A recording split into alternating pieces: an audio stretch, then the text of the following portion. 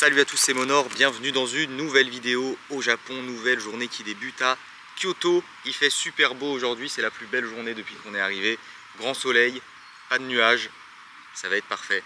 Là, on a ce matin pris directement un métro pendant une dizaine de minutes. On a emmené nos affaires avec nous parce qu'on a quitté notre logement qu'on avait pour les 2 dernières nuits.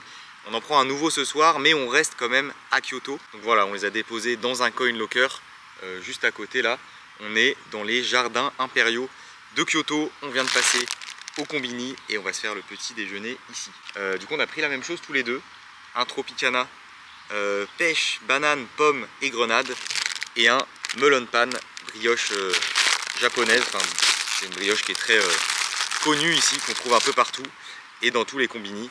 Voilà à quoi ça ressemble. C'est une brioche assez classique avec du sucre par-dessus. Alors celle des Combini, c'est pas forcément les meilleures. Hein. On trouve aussi des boutiques spécialisées, des petits stands qui font que ça, où elles sont quand même meilleures, mais là voilà, celles des Combini sont quand même pas mal, c'est déjà bien. C'est classique, mais je trouve ça bon, et ça, incroyable, c'est trop bon, ça a bien le goût de pêche, j'aime beaucoup. Et voilà, du coup on va prendre notre petit déjeuner ici tranquillement, et puis après aller se balader un petit peu dans le parc, dans les jardins impériaux. C'est un parc vraiment immense, je pense que ça va être sympa. Il n'y a pas trop de monde, c'est assez calme, on démarre la journée avec ça.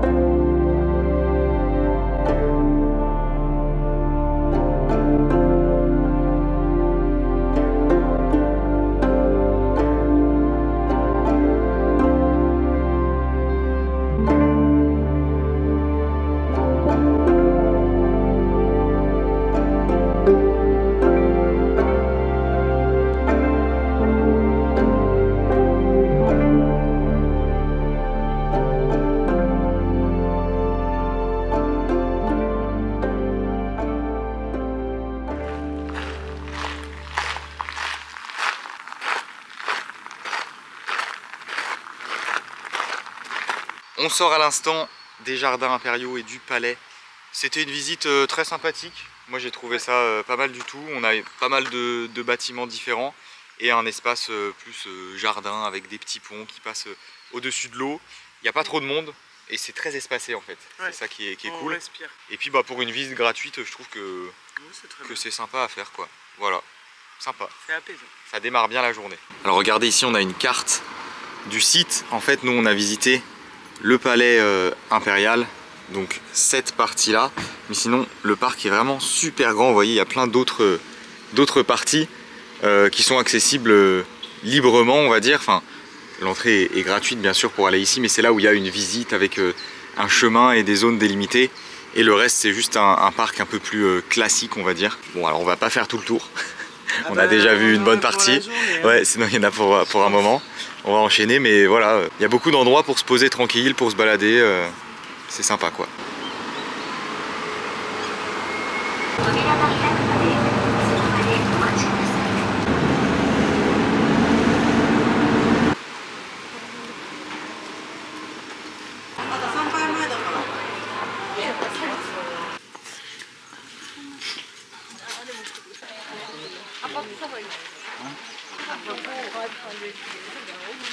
On a pris le bus pendant environ 15 minutes et là on vient de rentrer au temple Ginkakuji, aussi surnommé le pavillon d'argent. C'est un temple qui est considéré comme l'un des plus beaux du Japon, et on a aussi un beau jardin tout autour.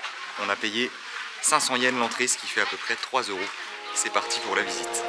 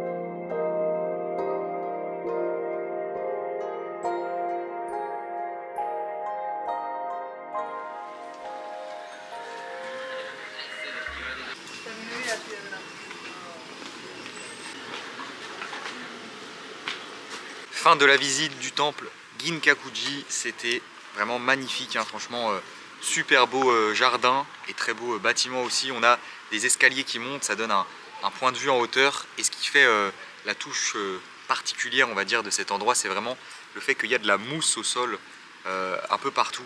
Je trouve ça incroyable. Voilà, c'était une très belle visite. On se croirait dans un monde enchanté. Ouais, moi je trouve que ça fait un peu les mondes féeriques des dessins animés, un peu mystérieux. Enfin, je sais pas, j'ai trop aimé. C'est hyper. Enfin ouais, c'est hyper joli. Ouais. C'est vachement. C'est relaxant. Ouais, c'est ça, vachement apaisant. Et puis en plus, bon, il y a quand même un peu de monde, un peu de tourisme, mais pas tant que ça. Enfin, ça va pas perturber la visite. On va dire, ça reste très calme et très agréable à découvrir. C'est pas bondé quoi. Le lieu incite les gens à être calme, très calme, à parler très doucement. Là du coup on est ressorti et on a marché juste quelques minutes, on a traversé la rue justement qui mène au temple où il y a plein de boutiques, et on est au bord d'une petite rivière. Vous voyez, il y a un chemin comme ça qui s'appelle le chemin du philosophe. Très sympa l'endroit, il y a plein de plantes encore, quelques petites boutiques, quelques cafés, quelques restaurants. Moi j'aime beaucoup cet endroit. C'est vrai que franchement, c'est un bel endroit. Ouais, c'est un beau petit quartier, très agréable. Et du coup on s'est pris un kakigori.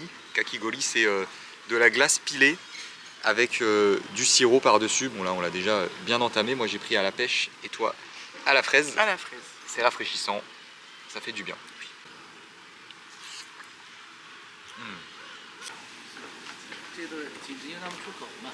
Bon là du coup on va aller prendre un bus pour partir en direction de Arashiyama, qui est une partie de la ville qui se trouve à l'opposé d'ici.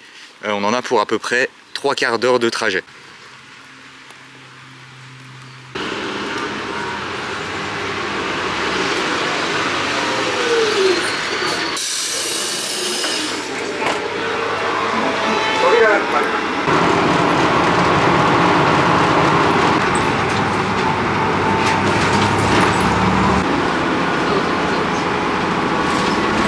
Et nous voilà arrivés à Arashiyama. On est donc dans la grande rue principale où on trouve plein de restaurants, plein de commerces, de boutiques de souvenirs. Et le premier truc qu'on va faire, c'est qu'on va aller manger parce qu'il est déjà 14 h.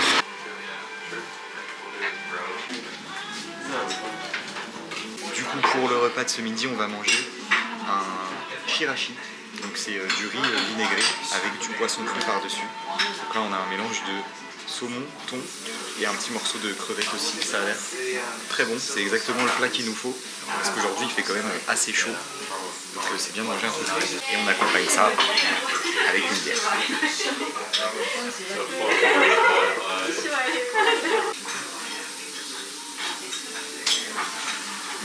Le thon du coup. Moi j'adore le thon cru comme ça, incroyable. On va voir ce qu'il donne.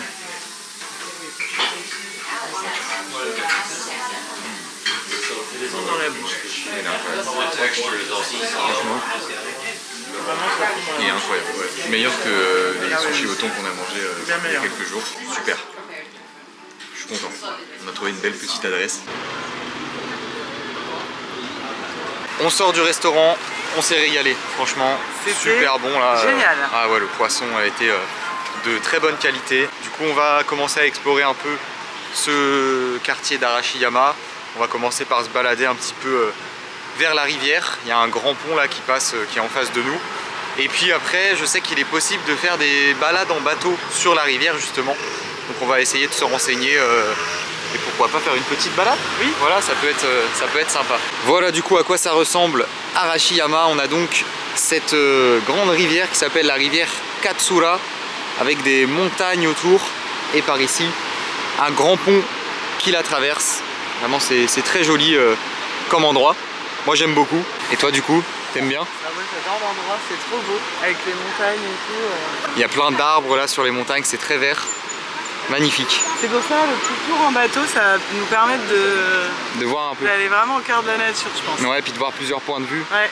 C'est par là-bas, vous voyez les départs de bateau, on les voit. On va aller voir ce que ça dit, à quoi ça ressemble, et puis sûrement partir là-dessus. Et bien c'est bon, on arrive pile à temps, le bateau part dans 5 minutes, on vient d'acheter les tickets, ça coûte 1500 yens par personne, ce qui fait 9 € à peu près. Ah ouais, c'est bon. Voilà le genre de bateau. Ok, faut enlever les chaussures. Petit bateau en bois comme ça, on enlève les chaussures et on a des petits sièges comme ça pour s'asseoir. Et normalement on a une balade de 30 minutes environ.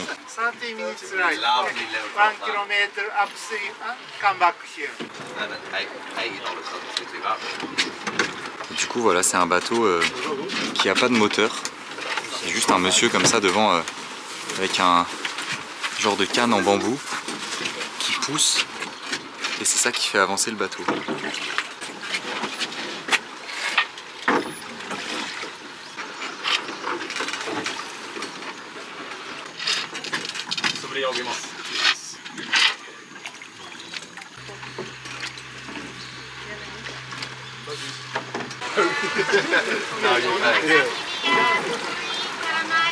Voilà, on vient de se faire accoster par un bateau épicerie, un bateau combini qui vend, bah c'est vrai, regarde, ils vendent des snacks, des grillades, des bières, un peu tout, des mochis grillés, incroyable quand même.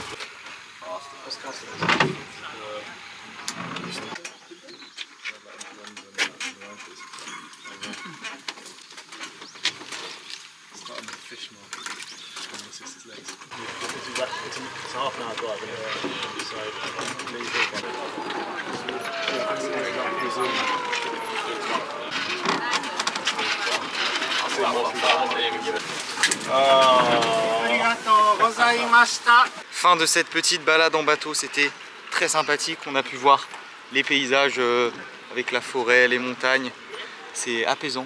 Oui, parce que sympa. Plus loin, enfin à peine allez, 500 mètres, il n'y a plus personne. Ouais, c'est vrai, ouais. D'un coup c'est hyper calme et c'est vite quoi, les abords de la rivière. On est en pleine forêt. Franchement, sympa. Et du coup on va partir sur un bain de pied juste à côté du centre, de là où il y a le pont. On a un petit espace comme ça où on peut venir tremper ses pieds et se détendre. Pas mal. Ça fait du bien. Et ben voilà, c'était très agréable ce petit bain de pied. Franchement ça détend, ça fait du bien. Là du coup on va aller faire un tour à la forêt de Kimono d'Arashiyama. Donc c'est un petit espace proche de la gare où il y a des genres de pylônes avec du tissu de kimono à l'intérieur. C'est une visite assez rapide, mais c'est sur le chemin pour aller ensuite à la forêt de bambou d'Arashiyama, un lieu très connu ici à Kyoto, un incontournable. On espère qu'il n'y aura pas trop de monde, voilà, que ce ne sera pas blindé. Normalement là en fin de journée ça devrait aller.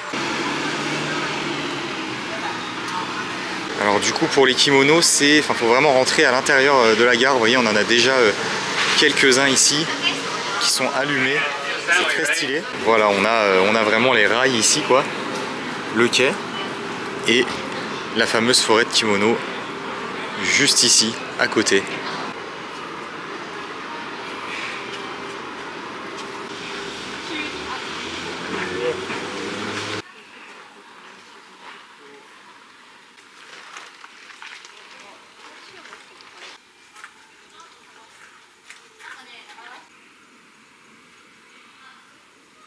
Et là en traversant les rails, déjà on en a encore un peu par ici et aussi de l'autre côté. Il y en a vraiment de partout en fait, des tubes comme ça, même sur l'autre quai de la gare en face là-bas. Il y en a plein. Et là en plus ils sont allumés parce que la nuit va bientôt tomber, on est sur la fin de journée. Sympa. C'est une petite visite rapide quoi, mais ça vaut le coup de venir, faire un tour dans la gare quoi. Je pense de nuit encore mieux. Ouais, de nuit, ouais. Voilà, c'est la gare des kimonos, des tubes kimono, on va dire. Là, on est sur la grande rue commerçante, la grande rue principale d'Arashiyama. Et il y a beaucoup moins de monde à cette heure-là que quand on est arrivé tout à l'heure vers 14h30 en début d'après-midi. C'est quand même plus calme. Et donc, juste ici en face se trouve l'entrée de la forêt de bambou.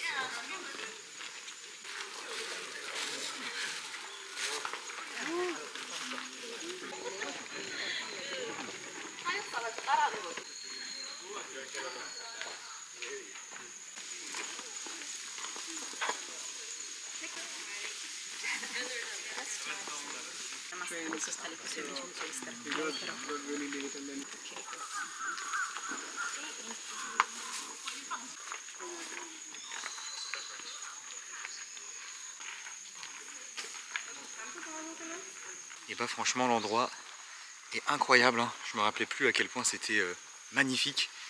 C'est super grand quand même, hein. C'est voilà, une grande forêt de bambou. Et à cette heure-là, il n'y a pas trop de monde. Il y a quand même du monde, mais je veux dire ça va. Ça gâche pas trop le lieu, je trouve. Non. Ça reste agréable de venir se balader ici, quoi. Et puis ouais, on a des bambous vraiment super grands, des grandes allées où on les voit des deux côtés. Franchement trop beau. On se sent tout petit à côté. Ouais, c'est vrai que c'est énorme, hein. Ça monte super haut. Incroyable. Pareil, on entend la nature là, quand il n'y a plus personne, c'est hyper agréable. Ouais, on arrive quand même à avoir des endroits où on se retrouve tout seul, quoi, hein, ouais. pendant quelques minutes. Bon, après il est quand même 17h30. ouais, 17h30, donc je pense qu'il ne faut pas venir en plein milieu de l'après-midi. Ouais, plein surtout après-midi, quand il fait beau, parce que c'est tout à l'ombre et je pense que tout le monde vient profiter de la fraîcheur. Ouais. Donc là c'est agréable, il fait frais et tout, c'est cool, il n'y a Ouais. personne, enfin pas grand monde. Ce qui serait bien, c'est de le faire de nuit aussi. Je pense que ça doit être vraiment beau avec Ouais. les lumières et tout. Ouais, c'est sûr que je pense que c'est pas mal. Il faut savoir que cette forêt elle est ouverte 24h sur 24. Ouais. Donc tu peux venir quand tu veux. Si tu viens soit très tôt le matin ou soit la nuit, Ouais. enfin après La vers nuit, 22h, ça doit genre, être incroyable. je pense que ouais, c'est super. T'as personne à mon avis. C'est déjà très très beau. Hein. Mais Ouais, alors, Ouais. enfin, je pense que oui, le côté un peu mystérieux et tout. Ressort, ouais. Ouais. Ça change l'ambiance. Et même là, en fait, sur la fin de journée, comme le soleil se couche très tôt au Japon, il fait déjà Presque assez nuit. sombre, ouais, presque nuit. Et du coup, ça donne un petit côté un peu mystérieux aussi Ouais. à cette heure-là, quoi. Franchement, super visite.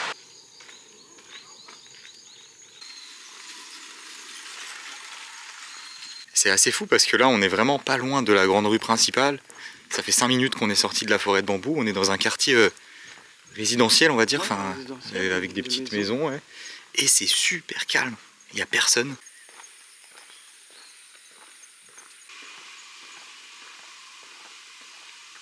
Par ici, on a encore des bambous. En fait, elle est super grande, la forêt de bambous. Là, on a quand même marché un peu et on est encore proche, quoi.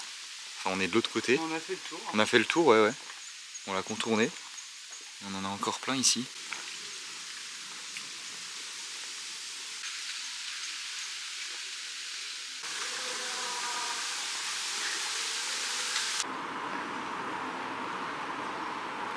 Il est maintenant temps de quitter Arashiyama. On est à la gare, on va prendre le train.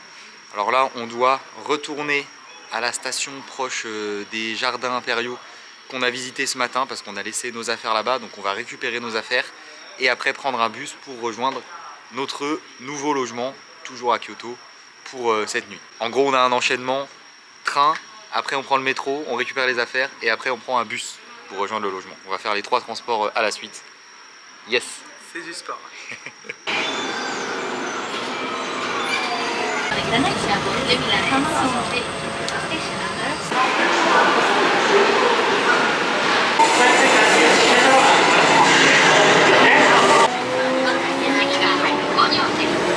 On récupère les sacs au coin locker après un trajet compliqué. Surtout le premier, le métro ça allait mais le train était blindé. Bon, j'ai même pas pu filmer parce que c'était pas possible, on était tellement serrés. J'ai cru que j'allais mourir. Ah franchement c'était un truc de fou. C'était horrible. Waouh. Tout le monde. Incroyable. C'était insupportable. À chaque station il y a d'autres gens qui montaient, on se demande comment ils rentraient. Ouais, mais ouais. Truc de fou. Bon allez maintenant le bus. Ok. Nous voilà arrivés à notre nouveau logement après un trajet qui a duré au total 1 heure, hein, à peu près le temps de récupérer les sacs, tout ça. Et du coup pour cette dernière nuit à Kyoto, On a cassé la tirelire, on a pris un logement assez cher. Bon, il y a pas mal de beaux logements ici à Kyoto, donc on voulait se faire une nuit dans un logement en mettant un peu le budget pour avoir un gros truc assez typique. On a donc loué une maison dans le quartier de Nijo, proche du château de Nijo. C'est une maison bien typique, voilà, maison traditionnelle mais quand même moderne.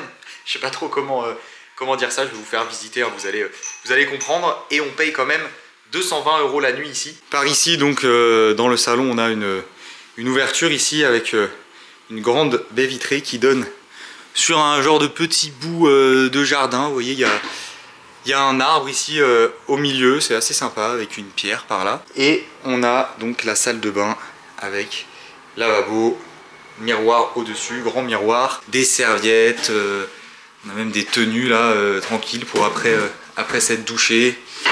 Par là, on a dentifrice, brosse à dents, rasoir, une douche par ici avec encore un miroir et un bain comme ça, petit bain, voilà, bien calé. Depuis le bain, on a vu sur le salon et on a également un étage. Alors déjà, par là, il y a encore une pièce avec, vous voyez, au sol du tatami et les escaliers qui mènent à l'étage où se trouve encore une autre pièce, toujours avec un sol tatami comme ça. Et enfin, la chambre avec 2 lits simples et la climatisation au-dessus. Et en plus, ouais, c'est que des portes coulissantes comme ça.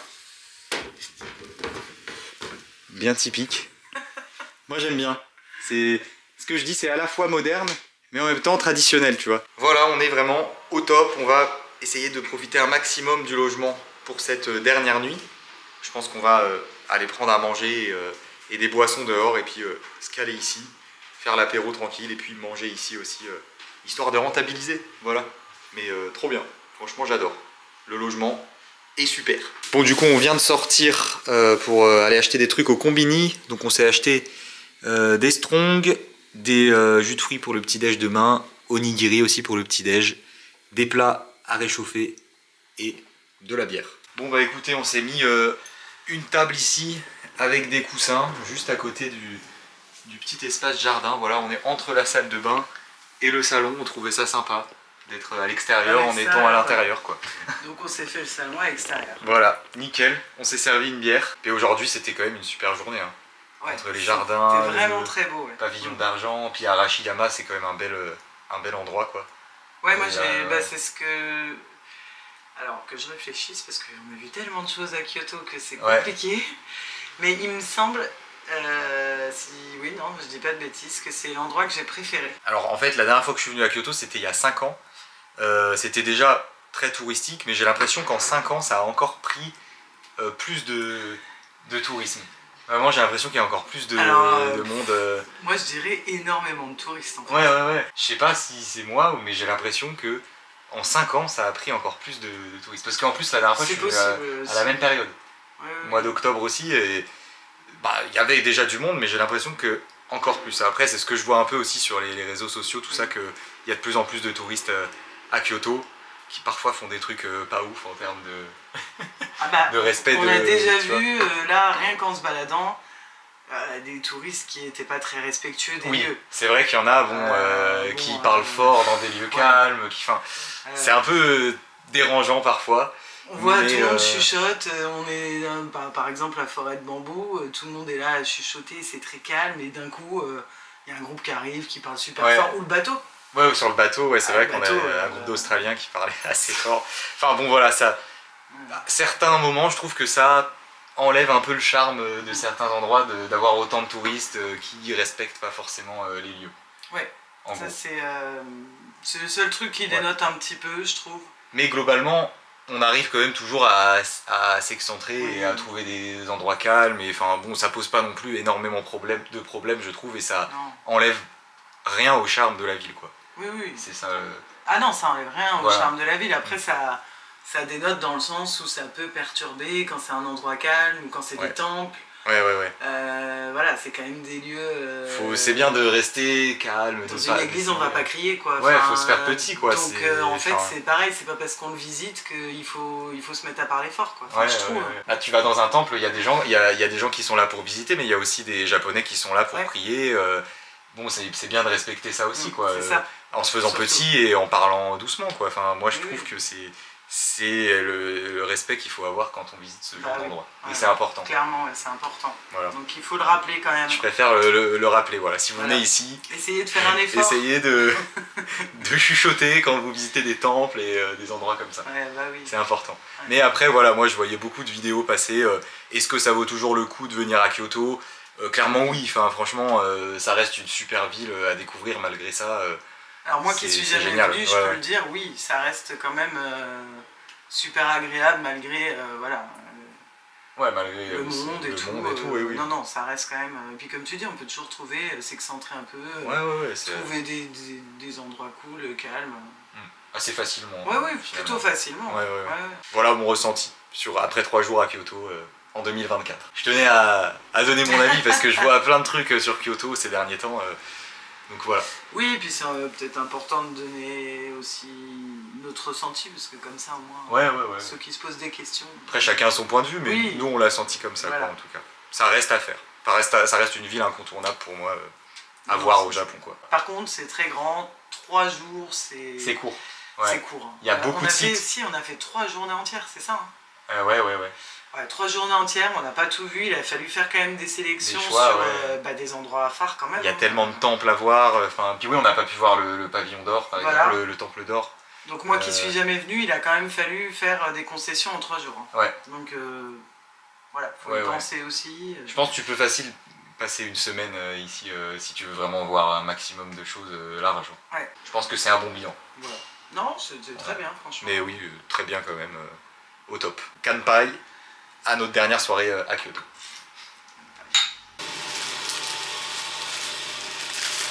On a pris du coup des bento au combini tout à l'heure. Moi j'ai pris un plat avec du riz et du poulet pané et quelques nouilles aussi en dessous. Enfin même des spaghettis on dirait. C'est pas mal ces plats au combini parce que ça coûte, moi le mien il coûte 500 yens. Ça fait 3 € à peu près. Et franchement, dans mes souvenirs, c'est pas mal du tout.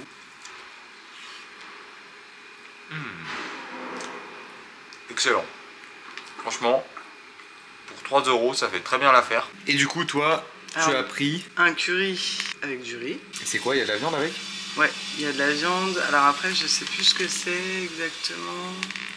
Poulet. C'est du poulet. Bah, avec des petits pickles, voilà.